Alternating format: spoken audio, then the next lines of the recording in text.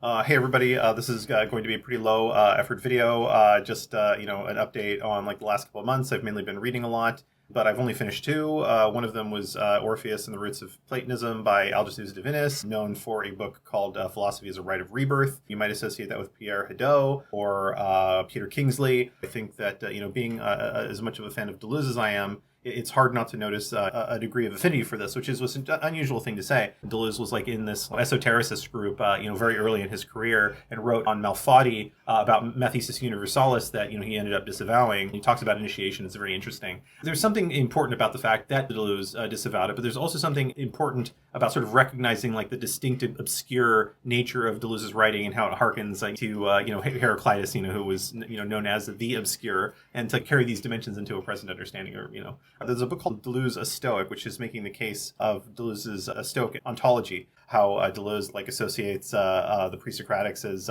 philosophers of the depths, and Platonists as philosophers of the heights, and the Stoics as philosophers of surface. And Deleuze doesn't mention Aristotle, which I thought was quite interesting. And having been reading Joshua Ramey's excellent tour de force, Hermetic Deleuze, finding a thread in Deleuze with commonalities in Iamblichus and say Giordano Bruno or Nicholas of Cusa. So it's a very curious and interesting thread from the ancient to the present. And to give Deleuze some kind of a stoic factor that is sort of implicit in his completion or overturning of Plato. And I read a thing by D.C. Schindler on Plato and money, which I found as a result of I was reading a little bit about Pierre Hadot, and this is very much philosophy as hygiene. Certainly, given how much I enjoyed on the production of subjectivity, which is very much explicitly written from that perspective, and it turns out actually mentioned Pierre Hadot. And so I was looking up Pierre Hadot and Deleuze, and it turns out this author named Goodchild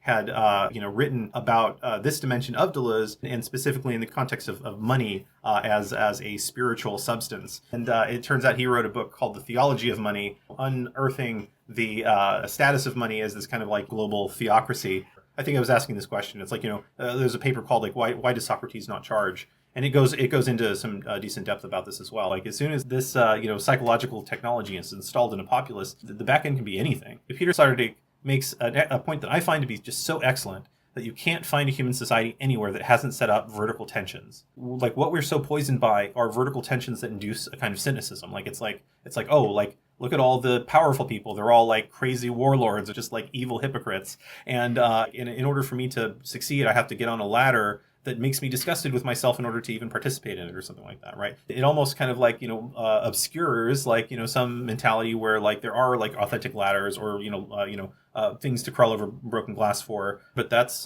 kind of what I've been indulging for over the last couple months. So that's it.